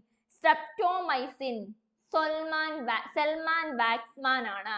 സെൽമാൻ വാക്സ്മാൻ ആണ് സ്ട്രെപ്റ്റോമൈസിൻ കണ്ടെത്തിയത്. റാബിസ് ആന്ത്രാക്സ് വാക്സിൻ കണ്ടെത്തിയത്, റാബിസിനെതിരെയുള്ള ആന്ത്രാക്സിനെതിരെയുള്ള വാക്സിൻ കണ്ടെത്തിയത് ആരാണ്? ലൂയിസ് പാസ്റ്റർ ആണ്. Luis Pasteur. കോളറ വാക്സിൻ കണ്ടുപിടിച്ചത് ആരാണ്? വാൾഡിമർ ഹാഫ്കിൻ ആണ്. വാൾഡിമർ ഹാഫ്കിൻ ആണ് കോളറ വാക്സിൻ കണ്ടെത്തിയത്. അപ്പൊ penicillin Alexander Fleming, streptomycin Selman Waksman, rabies anthrax vaccine Louis Pasteur, cholera vaccine Waldemar Haffkine. BCG vaccine കണ്ടെത്തിയത് ആരാണ്? കാൽമെറ്റും ഗ്യൂറിനും കൂടി ചേർന്നാണ് BCG വാക്സിൻ കണ്ടെത്തിയത്. അഞ്ചാം പനി വാക്സിൻ കണ്ടെത്തിയത് ജോൺ എൻഡേഴ്സ് ആണ്. John Enders. IPV അല്ലെങ്കിൽ ഇനാക്ടിവേറ്റഡ് പോളിയോ വാക്സിൻ കണ്ടെത്തിയത് ജോനസ് ഇ സാൽക്ക് ആണ്. Jonas E Salk. OPV അല്ലെങ്കിൽ ഓറൽ പോളിയോ വാക്സിൻ കണ്ടെത്തിയത് ആരാണ്? ആൽബർട്ട് സാബിൻ ആണ്. Albert Sabin. പെൻസിലിൻ ഒന്ന് ഓർത്തിരിക്കുക, പെൻസിലിൻ ആണ് മിക്കവാറും ചോദിച്ചിട്ടുള്ള ചോദ്യം. പെൻസിലിനും അതേപോലെ തന്നെ മെൻഡലിനെ പറ്റിയും ജനിതക ശാസ്ത്രത്തിന്റെ പിതാവ് ഗ്രിഗർ ജൊഹാൻ മെൻഡൽ ആണെന്നൂടെ ഓർത്തിരിക്കുക. ക്ലിയർ ആയല്ലോ. അങ്ങനെയെങ്കിൽ അടുത്ത ചോദ്യം ഇതാണ്. ശ്വേത രക്താണുക്കൾ രോഗാണുക്കളെ വിഴുങ്ങി നശിപ്പിക്കുന്ന പ്രക്രിയ. Option A erythrocytosis, option B thrombocytosis, option C exocytosis, option D phagocytosis. ശ്വേത രക്താണുക്കൾ രോഗാണുക്കളെ വിഴുങ്ങി നശിപ്പിക്കുന്ന പ്രക്രിയ ഏതാണ്? ഓപ്ഷൻ ഡി ആണ് ഫാഗോസൈറ്റോസിസ്. വിഴുങ്ങി, ഫാഗോസൈറ്റോസിസ്. ശ്വേത രക്താണുക്കള് രോഗാണുക്കളെ വിഴുങ്ങി നശിപ്പിക്കുന്ന പ്രക്രിയ ഏതാണെന്ന് ചോദിച്ചാൽ അത് ഫാഗോസൈറ്റോസിസ് ആണ്. ഫാഗോസൈറ്റോസിസ് നടത്തുന്ന കോശങ്ങളാണ് ഫാഗോസൈറ്റുകൾ എന്ന് പറയുന്നത്. ഫാഗോ മീൻസ് വിഴുങ്ങൽ, സൈറ്റോ മീൻസ് കോശം. അപ്പൊ ഫാഗോസൈറ്റോസിസ് നടത്തുന്ന കോശങ്ങൾ അറിയപ്പെടുന്ന പേരെന്താണ്? ഫാഗോസൈറ്റുകൾ എന്നാണ്. ശ്വേത രക്താണുക്കൾ ശരീരത്തിൽ രോഗപ്രതിരോധ ശേഷി നൽകുന്ന ആന്റിബോഡികൾ ഉൽപ്പാദിപ്പിക്കുന്നു. ശ്വേത രക്താണുക്കൾ ശരീരത്തിന് രോഗപ്രതിരോധ ശേഷി നൽകുന്ന ആന്റിബോഡികളാണ് ഉൽപ്പാദിപ്പിക്കുന്നത്. ഫാഗോസൈറ്റോസിസ് എന്താണ്? ശ്വേത രക്താണുക്കൾ രോഗാണുക്കളെ വിഴുങ്ങി നശിപ്പിക്കുന്ന പ്രക്രിയയാണ് ഫാഗോസൈറ്റോസിസ് എന്ന് പറയുന്നത്. ശരീരത്തിൽ പ്രവേശിക്കുന്ന ബാക്ടീരിയയെ വിഴുങ്ങി അവയെ നശിപ്പിക്കുന്ന രാസവസ്തുക്കൾ നിർമ്മിക്കുന്നത് ആരാണ്? ന്യൂട്രോഫിൽ ആണ്. ന്യൂട്രോഫിൽസ് നമ്മൾ പഠിച്ചിട്ടുണ്ടല്ലേ, white cells, blood cells, platelets, neutrophils. അപ്പം ശരീരത്തിൽ പ്രവേശിക്കുന്ന ബാക്ടീരിയയെ വിഴുങ്ങി അവയെ നശിപ്പിക്കുന്ന രാസവസ്തുക്കൾ ഏതാണ്? അത് ന്യൂട്രോഫിൽ ആണ്. ശരീരത്തിൽ പ്രവേശിക്കുന്ന ബാക്ടീരിയകളെ വിഴുങ്ങി നശിപ്പിക്കുന്നത് ന്യൂട്രോഫിൽ ആണ്. ശ്വേത രക്താണുക്കൾ എന്താണ്? രോഗപ്രതിരോധ ശേഷിയാണ് അല്ലെ, അല്ലെങ്കിൽ നമ്മുടെ ശരീരത്തിൽ ഉള്ളിൽ കയറുന്ന രോഗാണുക്കളെ വിഴുങ്ങി നശിപ്പിക്കുന്നതാണ് ഫാഗോസൈറ്റുകൾ. ശരീരത്തിൽ പ്രവേശിക്കുന്ന ആ ഒരു പ്രക്രിയയാണ് ഫാഗോസൈറ്റോസിസ്. ശരീരത്തിൽ പ്രവേശിക്കുന്ന ബാക്ടീരിയ വിഴുങ്ങി അവയെ നശിപ്പിക്കുന്ന രാസവസ്തുക്കൾ നിർമ്മിക്കുന്നത് ആരാണ്? അത് ന്യൂട്രോഫിൽ ആണ്. ഇനി രോഗാണുക്കളെ വിഴുങ്ങി നശിപ്പിക്കുന്നത് ആരാണ്? അത് മോണോസൈറ്റ്സ് ആണ്. രോഗാണുക്കളെ വിഴുങ്ങി നശിപ്പിക്കുന്നത് ആരാണെന്ന് ചോദിച്ചാൽ അത് മോണോസൈറ്റ്സ് ആണ്. പ്രതിരോധ മാർഗങ്ങൾ മറികടന്ന് ശരീരത്തിൽ പ്രവേശിക്കുന്ന രോഗാണുക്കളെ പ്രത്യേകം തിരിച്ചറിഞ്ഞ് അവയെ നശിപ്പിക്കുന്നത് ലിംഫോസൈറ്റുകളാണ്. പ്രതിരോധ മാർഗങ്ങൾ മറികടന്നുകൊണ്ട് ശരീരത്തിൽ പ്രവേശിക്കുന്ന രോഗാണുക്കളെ പ്രത്യേകം തിരിച്ചറിഞ്ഞ് അവയെ നശിപ്പിക്കുന്നത് ലിംഫോസൈറ്റ്സ്. അങ്ങനെയെങ്കിൽ ക്യാൻസർ കോശങ്ങളെയും വൈറസ് ബാധിച്ച കോശങ്ങളെയും നശിപ്പിക്കാൻ കഴിവുള്ള ലിംഫോസൈറ്റുകൾ ഏതാണ്? ടി ലിംഫോസൈറ്റ് ആണ്. ചോദിച്ചിട്ടുള്ള ചോദ്യമാണ് കേട്ടോ. ക്യാൻസർ കോശങ്ങളെയും വൈറസ് ബാധിച്ച കോശങ്ങളെയും നശിപ്പിക്കാൻ കഴിവുള്ള ലിംഫോസൈറ്റുകൾ ഏതാണെന്ന് ചോദിച്ചാൽ അത് ടി ലിംഫോസൈറ്റ്സ് ആണ്. അപ്പൊ ഇത്രയും കാര്യങ്ങൾ ഓർമ്മയുണ്ടല്ലോ. ഒന്ന് നമ്മൾ പറഞ്ഞു ശ്വേതരക്താണുക്കൾ രോഗാണുക്കളെ വിഴുങ്ങി നശിപ്പിക്കുന്ന പ്രക്രിയയാണ് ഫാഗോസൈറ്റോസിസ്. അങ്ങനെയെങ്കിൽ ശരീരത്തിൽ പ്രവേശിക്കുന്ന ബാക്ടീരിയയെ വിഴുങ്ങി അവയെ നശിപ്പിക്കുന്ന രാസവസ്തുക്കൾ നിർമ്മിക്കുന്നത് ന്യൂട്രോഫിൽ ആണ്. രോഗാണുക്കളെ വിഴുങ്ങി നശിപ്പിക്കുന്നത് ആരാണ്? അപ്പോൾ മോണോസൈറ്റ്സ് ആണ്. പ്രതിരോധ മാർഗങ്ങൾ മറികടന്നുകൊണ്ട് ശരീരത്തിൽ പ്രവേശിക്കുന്ന രോഗാണുക്കളെ പ്രത്യേകം തിരിച്ചറിഞ്ഞ് നശിപ്പിക്കുന്നത് ലിംഫോസൈറ്റ്സ് ആണ്. അതിൽ തന്നെ ക്യാൻസർ കോശങ്ങളെയും വൈറസ് ബാധിച്ച കോശങ്ങളെയും നശിപ്പിക്കാൻ കഴിവുള്ള ലിംഫോസൈറ്റുകളാണ് ഏത്? ടി ലിംഫോസൈറ്റ്സ് എന്ന് പറയുന്നത്. ക്ലിയർ ആയി? അങ്ങനെയെങ്കിൽ രോഗങ്ങളുമായി ബന്ധപ്പെട്ട അവസാന ഘട്ടത്തിലോട്ട് നമ്മൾ പോവുകയാണ്. ജീവിതശൈലി രോഗങ്ങൾ എന്താണ്?